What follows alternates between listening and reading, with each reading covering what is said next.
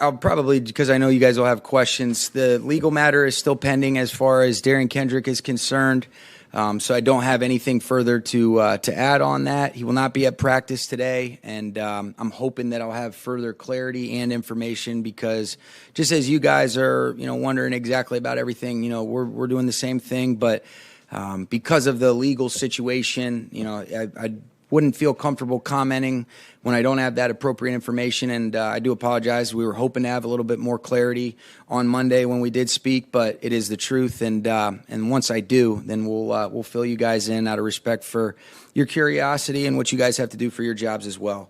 Injury-wise, Ernest Jones will not participate with his knee. It was kind of par for the course. Did a good job getting through the game. Laro Murchison will not participate with his knee. Kyron Williams will not participate with his ankle. And then everybody else, Ben Skoranek, Kobe Turner, Joe Nopum, those guys will be limited. And then everybody else should be good to go. Yeah, so Ronnie, we'll put Ronnie on IR. I don't know if that's officially out for you guys or not. And then we are discussing the plans as it relates to Kyron, but it's safe to say he will be ruled out for this week. Is he expected to miss a couple of weeks? There's a possibility of that, yeah. So What you're discussing is IR. there's a possibility of that, yes. Sean, go ahead, Gary. With Darian not at practice today, is this a day-to-day situation? I think so. Yeah, because I want to be careful to, get the judgment before I have all of the appropriate information. And then I think I'd be better equipped to be able to answer, all right, how does that affect his game status and as we move forward and all of those things. So at this point, it's just kind of every day, depending on what his situation is. It is. And there's a lot of layers to it, Gary. And so once I have the totality of the information and all of the, the legal matters are cleared up, and then I think it'll be appropriate for us to be able to move forward and, be able to give you guys an idea of what our plan is. And I think out of respect for him, want to be able to sit down and speak with him as well. So you have not spoken with him yet? I haven't with him. I've gotten a chance to speak with, we've spoken with his lawyer and I've spoken with his mother. And so, she's done an awesome job of being able to help him navigate through this. And again, like I said, hopefully we'll have a little bit more clarity, hopefully any minute and really in the next couple hours for us. Sean, I was curious, how are you holding up just on the personal level, waiting still and trying to run this team? Oh, I'm doing good. I'm bummed out because I care about these players, and again, I think you want to know everything that's going on. I'm bummed out for a lot of these guys that have put in a lot of hard work that get injuries. That's one of the worst parts about this job. And then my wife's doing great. I think there was a lot made about me missing a game. I'm not going to miss a game. My son knows better than to come during a game. All right, so.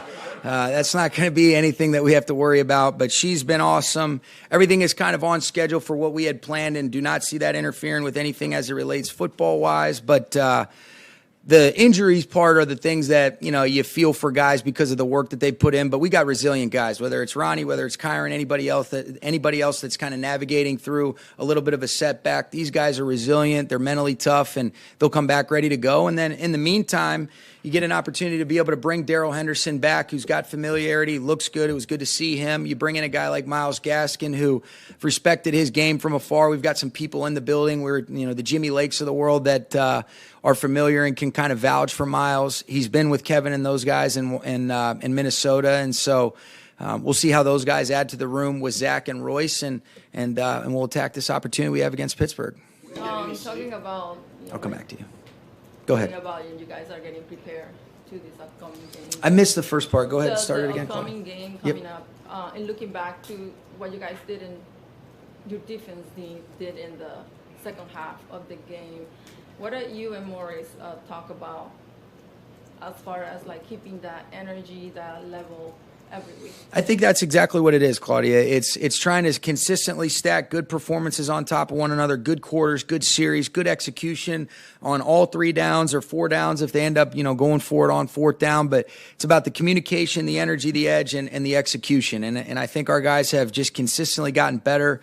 What I love about this group is they're extremely coachable. I thought the 2 turnovers they had were instrumental in being able to, play off of one another with our defense and our offense last week. Thought Brett Maher, and the special teams, operation in terms of being automatic with the field goals and the extra points was, really high level execution. And so want to be able to continue that on, and, that they're getting some really good players back off of their bye, and looking forward to the challenge like every single week. It'll be fun. Go ahead, Jordan.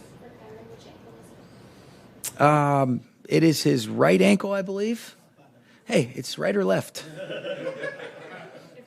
Yeah. And then, are you expecting Zach Evans to continue to start for you this weekend? Is he on that track for you? I wouldn't say that. I mean, we've got the week to be able to evaluate, and I would say, all four of those guys are possibilities, and we're truly navigating through that. But I was pleased with what Zach did towards the latter part of the game. After the game, you said you thought Kyron would be fine. Did you see something? Yeah, I mean, he was walking around. He had great. It shows you what a tough, what a tough dude he is. I mean, he's walking around, had the adrenaline. The way that his immediate checkup went right afterwards were not in alignment with what some of the scans ended up revealing with the severity of the ankle sprain. And it's unfortunate, but he's a fast healer, he says, and he's a resilient guy. He's done an outstanding job through the first 6 weeks of the season, and we'll look forward to getting him back whenever that is, depending upon exactly how we approach, whether it ends up being IR or just a couple weeks. Monday, Sean, Rob was talking about how he singled out Zach for how hard he was working in practice and with the scout team. What was it that you had seen that kind of showed Rob said you said he'd be ready when he got his chance? I think it was just that. I think, Mike did a good job. It's probably Mike LaFleur that he was, talking about that ended up doing a nice job being able to point him out. But I certainly have seen the same things. Ron challenges those guys in that room. And I think when you look at it, whether it be scout team or being locked in the walkthroughs, just, being intentional about getting better. How do I approach my craft every single day, whether it be running our plays, whether it be running the opposing team's plays to try to help, give a simulated look for the defense in preparation for the upcoming opponent. He's gotten better. And I think he's done the same thing with Chase and Jeremy Springer on special teams, or if he's given looks for the special teams. And then was pleased with his opportunities that he got the other day. It's in a, different scenario when you're just kind of really just closing out the game and it's known run situations. But I'm looking forward to seeing how he handles this week, because it is different. It's very different in terms of looking at a card and then running our offense where, Matthew's communication in the huddle and all the different things that he can do relative to the tools he has at his disposal. And so be a good challenge, but I'm confident that he'll handle it well. Your offensive line's coming off a great second half. I'm just curious, what do you see when you look at the Pittsburgh defensive front coming off that bye?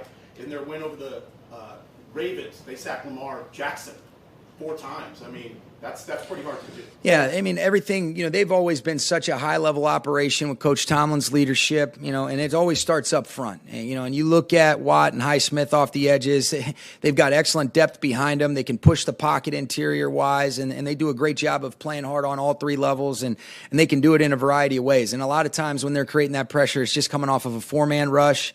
So we've got our work cut out for us, but I think it's going to be incredibly important, like any week, but especially against an outfit like this, to be efficient on those early downs and not get into some of those situations where they can really pin their ears back and dictate the terms, and that makes it really difficult against excellent players, great schemes, and it'll be good. That's what you love. Our work is certainly cut out for us. I might have missed it when I was transcribing your comment about not missing a game, but what about Daryl and Miles Gaskin made you guys pursue them? Those 2 guys. Daryl, the familiarity. I've always really, loved working with Daryl. Smart, conscientious. When he's played, he's been really productive, whether it be as a runner, as a pass catcher. He's never been afraid to stick his face on people in protection. He has an understanding and a nuanced understanding of what we're doing. I mean, even just in the walkthrough, he was able to pick some things up quickly. Really coachable. He's a smart player. And so it's good to be able to get Daryl back. I always really enjoyed working with Daryl. And then Miles, I don't know Miles really that well. So I'm looking forward to kind of being able to see him work. I've seen him from afar, whether it was with Miami, and then I've heard some different things from Kevin and from Wes. And then, Jimmy Lake was with him at Washington. And so that's really all I know. And I'll probably be better equipped to answer that later on this week. Just to clarify, you won't miss a game? No, we're not. Let's put it this way. I didn't want to get too specific with all the planning, but unless something goes totally unforeseen, everything's on track for, what the planning and all that kind of stuff was. And so It was a fun story, but it's not a real story. Do not anticipate that occurring. So let's just say no, so we put it to bed. Go ahead. Ladies first. That 3rd and 9 that Cooper caught at the sideline. Yeah.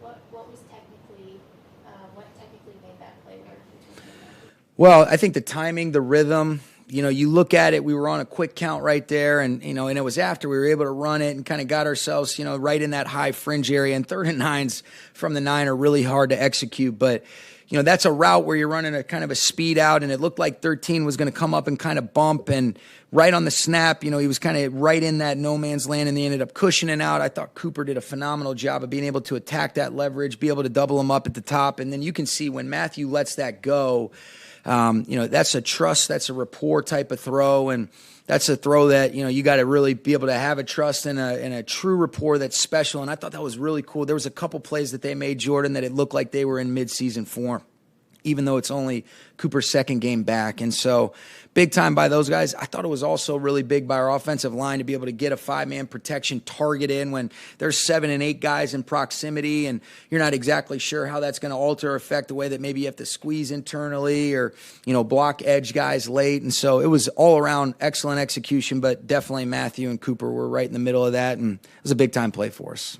Look at Zach Evans' journey coming out of high school as such a high recruit and his college journey to where he is today, and you said he's got to show us this week it's different. Can you expand on that journey? Well, I think it's been a fun journey, and a guy that's worked through. I think what I always appreciate about people is, how have they overcome some challenging circumstances, and what was their response, and what did that look like? And, you look at the success he was able to have at Ole Miss, the way that he's come in here and absorbed a lot of information. And there's a lot of things that are different. There's a lot of learning that's going on. But I think even in just the few months that we've been around Zach, the maturity, his approach as a pro, a lot of the things that Adam was asking about earlier, I think, have been on display. And I think consistency is the truest measurement of performance. I've been really pleased with Zach's consistency at which he's approached practice, getting ready. He's been active for the last couple of games, and then obviously he ends up getting in the game against the Cardinals and finishing out with a couple carries. And so we'll see what this week looks like. I've heard, I know Ron's always preparing him to be ready to go. It's not an ideal situation when you lose your top 2 backs in the same game, but that's also why you have to develop depth. You have to make sure guys are ready to go and answer the bell, and whether that's Zach, whether that's Royce Freeman, whether that's Darrell Henderson or Myles Gaskin, we're going to continue to work through that, but that's why you love the week of preparation, and then by the time Sunday rolls around, let's cut it loose and have some fun and go play with confidence and a quieted mind. Okay? Thank you, guys.